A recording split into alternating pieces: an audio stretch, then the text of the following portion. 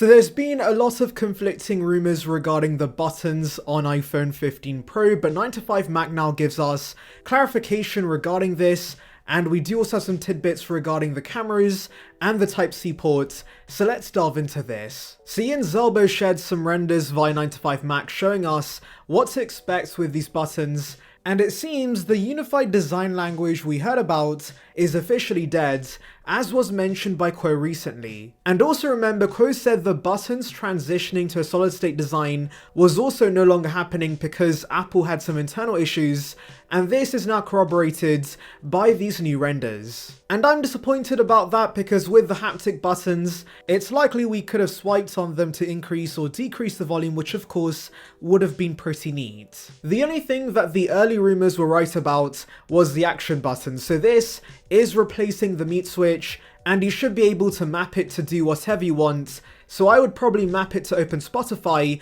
or the camera. Now I've seen people annoyed that this is coming to this year's models, but I'm actually pretty excited. You see, I leave my phone on mute 24/7, so the mute switch is actually pretty useless, and I'm sure many are the same as me, so having a button that can be programmed to do whatever you want is ultimately way more useful. And by the way, this is still only coming to the Pro models. The regular models are keeping the mute switch, so if you do really want that, you'll have to get the 15 or 15 Plus. And by the way, would like to remind you guys, like this video and subscribe for more content like this, it would be appreciated. Anyways, let's now move on to the cameras, because in previous CADs, we saw some ginormous camera modules on the Pro models, but now with these new renders based on more accurate CADs, we can see the module actually is not going to be as large as we expected. And I'm very happy about that because even the 14 Pro's camera module was pushing the limits of what was acceptable, so while there is a small increase, at least it does not look stupid. Now 9to5Mac does say the module on the 15 Pro Max is slightly larger than the regular Pro, which they think is because of the periscope lens, but I do want to mention that some sources say there's actually no evidence we're getting a periscope lens. And if that is true, that's going to be a massive bummer, because I would say zoom is the big camera feature Apple's yet to upgrade. You could argue 100x zoom is quite gimmicky on Samsung phones, but honestly having the versatility is quite nice, and 10x to 20x zoom is quite handy, so yes, I'm really hoping the 15 Pro Max still does get this. Anyways, these new renders based on CADs do confirm other changes. For example, the thinner bezels on the front, titanium, which I'm looking forward to because it should be lighter and there should now be a matte finish. The chassis should also be rounder, which again is a nice change because the 14 Pro does dig into your hands if you use it caseless. Now for those still wanting USB-C, thankfully there is still evidence this is coming to the 15 series. Shrimp Apple Pro tells us AirPods with Type-C are being mass-produced as we speak, and Foxconn are producing them. Now, I'll be honest, I'm actually quite surprised Apple still plans to release new AirPods because AirPods have taken over the market, but for the niche market that still likes wide earbuds, this is good news. Anyways, let's now delve into your questions. So Trent Raw says, frankly, any button on the side of the phone that's not a volume button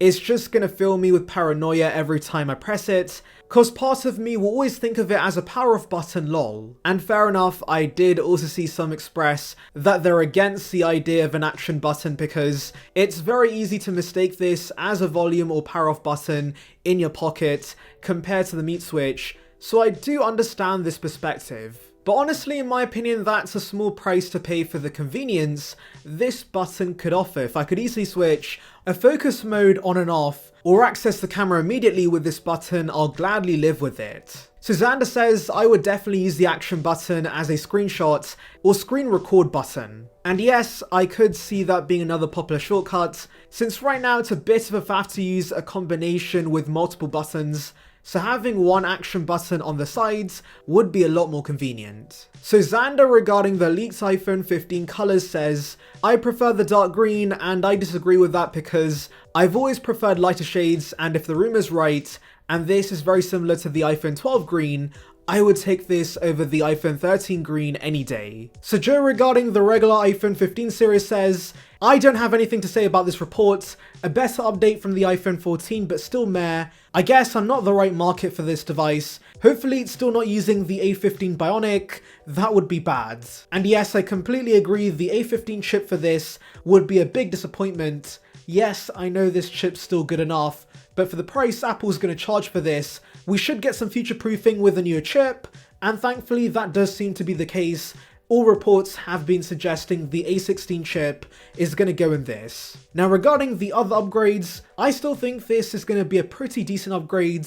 The colors, the 48 megapixel main sensor, the island, those changes are quite nice, and hopefully coupled with a low price, this should be a much better deal. But yes, for the techies out there like yourself, you should get the Pros because those have all the newest features, but for regular consumers, these phones are going to be great. So Timothy Tay says, I'm going to get the iPhone 16, not sure to go with the Pro or the Standard.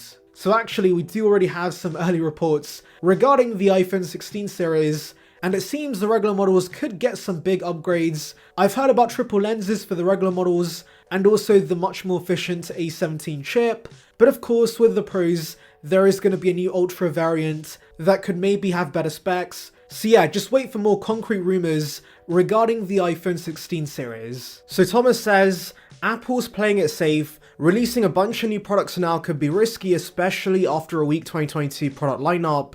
In my opinion, only the Apple Watch Ultra was a very good release this year. Now, I would disagree with the last point. I do think there are other good releases in 2022, like of course AirPods Pro 2, the Mac Studio. But yes, I do agree there were many mediocre refreshes last year, especially of course with Apple's budget lineup. The iPhone SE 3 and the iPad 10 were pretty bad. And so I can definitely understand why Apple's playing it safe, and why they're not releasing the SE4. Now Joe says too many 6.1-inch iPhones, most of them are redundant. And yeah, that could be a reason why the SE4's been cancelled. We already have the 12, the 13, the 14, the 14 Pro, and the 15's likely also going to be 6.1 inches. And so yeah, that's definitely too many models of similar sizes, and the SE4 adding to that confusion would not really help. And in fact, that's why I've been advocating for a mini SE, because the 13 mini will soon be discontinued, and so there would no longer be a 5.4-inch iPhone in the range, and so the SE could fill that gap and offer the smaller size for years to come and actually be different compared to the existing 6.1-inch iPhones. Anyways, tell me your thoughts in the comments, make sure to like and subscribe for more content like this, and thank you for watching.